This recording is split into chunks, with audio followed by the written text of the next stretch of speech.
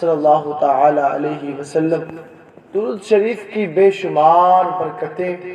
اور بے شمار فضیلتیں۔ ایک آپ کے سامنے عرض کر دیتا ہوں، ایک ضعیفہ جس کے چہرے پر جھریاں پڑ چکی تھی، جس کے ماتھے پر بل کھا گئے تھے، کمر بڑھاپے کی وجہ سے لٹک چکی تھی، ہاتھوں میں اس کے لاٹھی آ چکی تھی، آنکھوں سے بینائی جا چکی تھی، ایسے عالم میں وہ بڑھیا حضرت حسن بصری کے پاس آتی ہے۔ آنے کے بعد عرض کرتی ہے، اے حسن بصری، میری ایک بیٹی تھی، میں اس سے بہت محبت کرتی تھی، بہت چاہتی تھی، میرے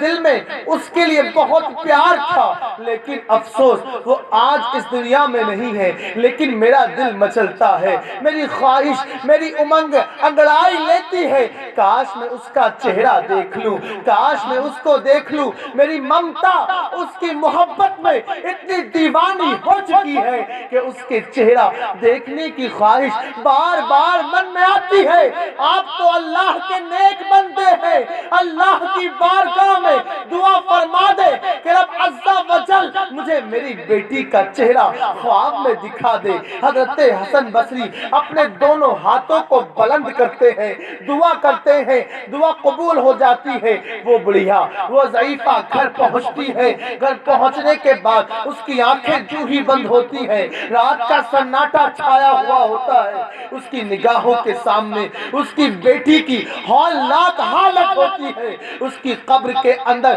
وہ دیکھتی ہے خواب کی حالت میں کہ قبرستان میں وہ موجود ہے، اس کی بیٹی کی قبر پھٹ جاتی ہے، قبر کے اندر شگاف پڑ جاتا ہے، بیٹی کی صورت باہر آتی ہے۔ اب جب وہ اپنی بیٹی کو دیکھتی ہے تو اندازہ لگائیے، وہ دیکھنے کے بعد اس کا وجود تھر تھرا جاتا ہے، اس کا بدن کانپ جاتا ہے۔ وہ بیٹی کو دیکھ کر کے اس کی آنکھوں سے آنسو جاری ہو جاتے ہیں۔ دراصل بات یہ تھی، جو ہی اس نے اپنی بیٹی کو دیکھا تھا، اس کا پورا بدن جل کر کے کالے روٹ کی طرح ایک دم کالا پڑ چکا تھا، اس کی آنکھوں سے آگ کے انگارے نکل رہے تھے، اس کے نرم و نازک ہونٹ جل کر کے راکھ ہو چکے تھے، اس کی قبر میں اتنا اندھیرا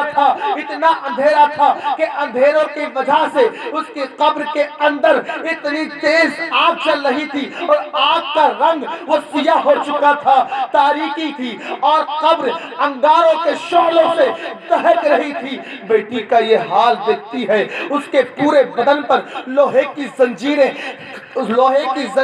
تھی، پورے بدن پر لوہے کی کیلیں ٹھوکی ہوئی تھی۔ جب اپنی نرم و نازک بیٹی کا یہ حالت ایک ماں کی ممتا دیکھتی ہے تو ماں کا کلیجہ منہ کو آ جاتا ہے، ماں رونے لگتی ہے، آنکھوں سے آنسو جاری ہے، لیکن کرتی بھی کیا؟ اب صبح ہوتی ہے، اب وہ بڑھیا، وہ ضعیفہ فوراً حضرت حسن بصری کی بارگاہ میں آتی ہے، عرض کرنے لگتی ہے، میں نے اپنی بیٹی کو ایسی ڈراؤنی حالت میں دیکھا ہے۔ حضرت سیدنا حسن بصری رحمت اللہ تعالی علیہ یہ سنتے ہیں، آپ بھی رب کے خوف سے لرز جاتے ہیں، پورا وجود، پورا بدن کانپ جاتا ہے، آنکھوں سے آنسو جاری ہو جاتے ہیں، لیکن کچھ جواب نہیں دیتے۔ وہ کہتی ہے، آپ دعا کر دیجئے۔ حضرت سیدنا حسن بصری اپنے کمرے میں پہنچ کر کے دروازہ بند کر لیتے ہیں۔ میرے نوجوان ساتھیوں، اے نوجوانوں سن لو، قبر یقیناً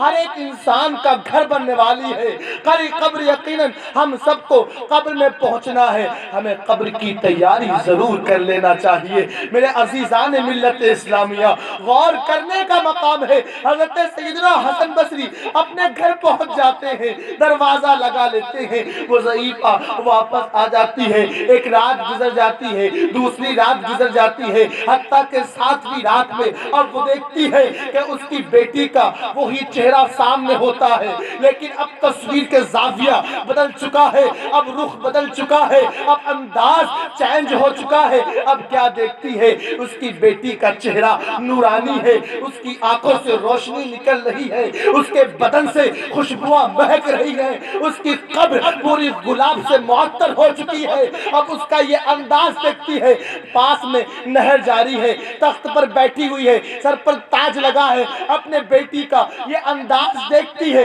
تو پوچھتی ہے بیٹی کل تک تو تیری حالت یہ تھی، آج 7 دن میں یہ انقلاب کیسے برپا ہو گیا، یہ حالت کیسے چینج ہو گئی؟ جب وہ بیٹی سے سوال کرتی ہے، کہتی ہے اماں جان بات دراصل یہ ہے، بات یہ ہے کہ ہمارے قبر میں، میری قبر میں عذاب ہو رہا تھا، لیکن جب اس قبرستان سے ایک ایسا بندہ گزرا جو آقا کریم پر کثرت سے درود پڑھتا تھا، رب تبارک و تعالی نے درود پڑھنے کی برکت سے جب اس کا وجود مبارک بن گیا، اب وہ ہماری قبر سے درود پاک پڑھتا ہوا گزرا، تو رب تبارک و تعالی نے درود پاک کی برکت سے ہمارے عذاب کو نعمت میں تبدیل فرما دیا۔